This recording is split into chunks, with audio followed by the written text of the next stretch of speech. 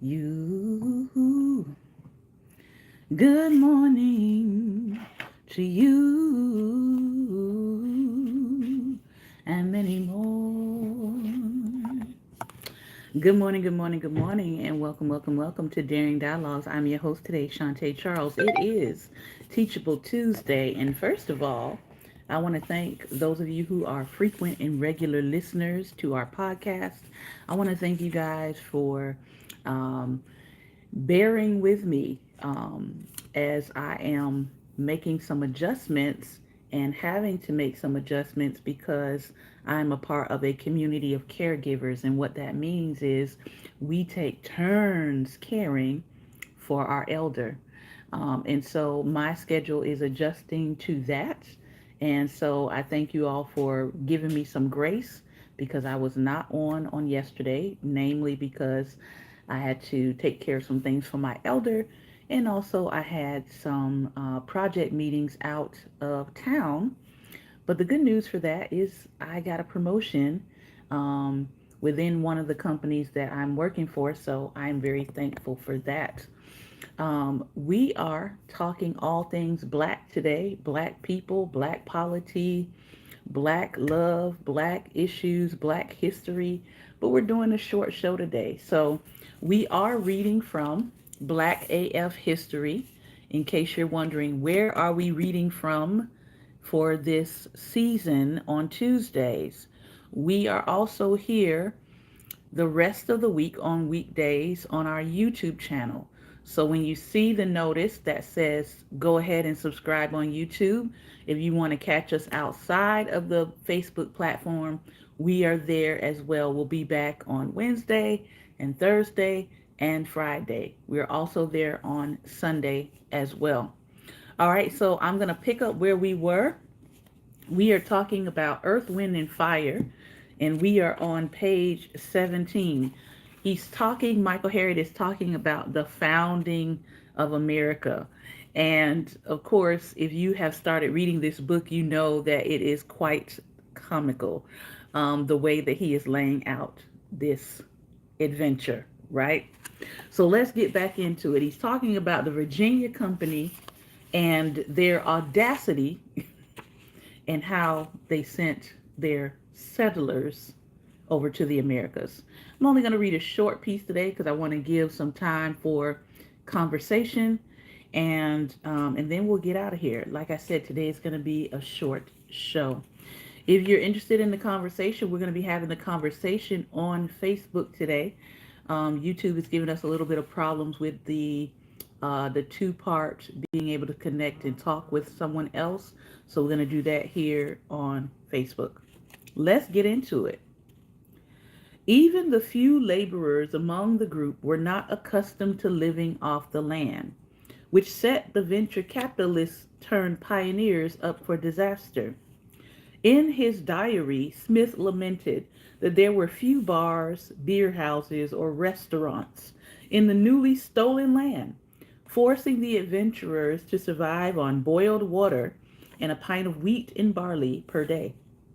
Most of their grain supply had been stored on the ship for 26 weeks, providing a great, albeit unorthodox, source of protein. The worms that had infested the food stores. In another bout of hubris, when Captain Newport dropped them off and told them he'd be right back with more supplies, the group seemed to forget how long that journey took and didn't even bother to try and plant crops. The hapless British aristocrats sat clueless in a new land, withering away in the Virginia winter while the Powhatan nation luxuriated nearby in their heated homes. They actually had figured out central heating. While Newport was on his journey back, Smith was out discovering stuff that had already been discovered when one day he found himself surrounded by 200 Powhatan men. Thinking quickly, Smith attempted to use his native guide as a human shield, which didn't go over well with the guys with the arrows. Smith was shot in his thigh a little, captured and taken to Wahunsinak, paramount chief, who arrived at the interrogation session in style. He was wearing pearl necklaces, a fur coat of raccoon, an entourage of advisors and young women, each of great chain of white beads over their shoulders, their heads painted in red, and with such a grave and majestical countenance as drove me into admiration to see such state in a naked savage. He wrote. He served Smith with a heavy brunch and decided to let him go.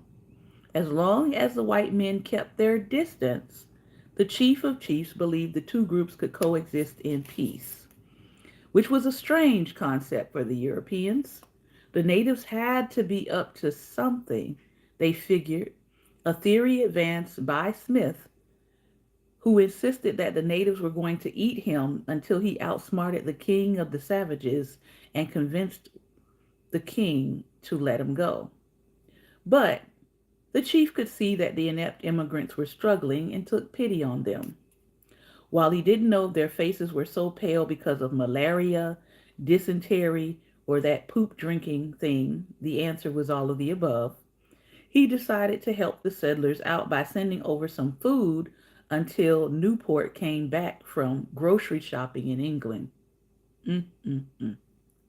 Back in England, everyone was excited because Newport had returned with bags of gold discovered by the Jamestonians. The investors figured that this whole colonizing thing was a great plan. Not only did the investors donate supplies, but 120 more laborers and settlers joined Newport for his return to Virginia, which ironically, 7 years ago, almost to the week, I was right over there in Jamestown, Yorktown, and Williamsburg. So this is bringing back all of those memories. They were not exactly received by a party when they landed back on the shores.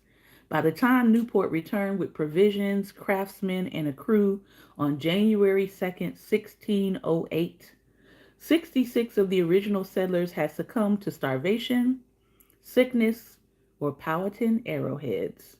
Thankfully, Newport wasn't around when the Brits back home realized that the settlers' supposed gold was actually iron pyrite, literally fool's gold. After they received the first shipment of supplies, the colonists went to work. Apparently, they hadn't learned a single thing about saving their rations either.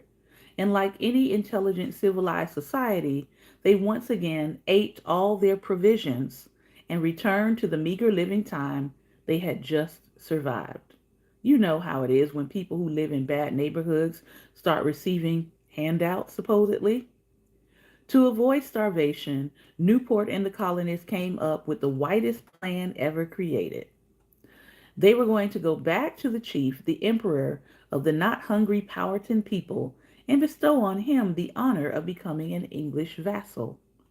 After all, who in their right mind would turn down the privilege of becoming an honorary white man? There was only one problem with this genius idea. He did not kneel for anyone. You don't become the president by kneeling. In fact, this chief lived by two rules. One, he who keeps his head higher than others ranks higher. And two, he who puts other people in a vulnerable position without altering his own stance ranks higher. And good morning to those coming in. The whites didn't know what they had coming for them. After crowning the chief, the settlers demanded more food from their fellow countrymen. When the colonists informed the chief that he was now a subject of King James I because he was now a vassal of the king, not only did Powhatan end their welfare program, but his warriors surrounded the Jamestown settlement and warned the beggars not to leave their lily white gated community unless they had some arrow-proof vests. Unable to hunt, fish, or gather food without being attacked, the settlers were back to square one. Ooh-wee. We're reading from Black AF History, and that whole scenario is, I don't know, it feels very 2025-ish. To still have people trying to flex or suggest that by crowning you with something, it now makes you obligated to be beholden to them. They're like, we're going to give you this quote unquote honor, but the honor is to be subject to them. Do y'all understand what that means? This man was a chief in his own right. You came into his land, his space, and you said, we're going to give you pretty much a worthless title because he already was ruling. We're going to give you this worthless title, and in exchange, we're going to demand that you give us your stuff. We're going to demand that you give us your supplies. We're going to demand that you feed us and keep us from starving. Hmm. That sounds like some audacity from way back in the day. That's some colonial audacity. All right. This is going to be concluding our reading for today. If you want to join us for the talk back, which we're about to get into, you can meet us over on Facebook. The Facebook page is Black Table Talk. Meet us there and join us for the chop up. All right. I will see you, my YouTube visitors, my YouTube family. I will see you all tomorrow, same place, same time, 11 a.m. Eastern Standard Time. Be well and be light. All right, let's chop it up.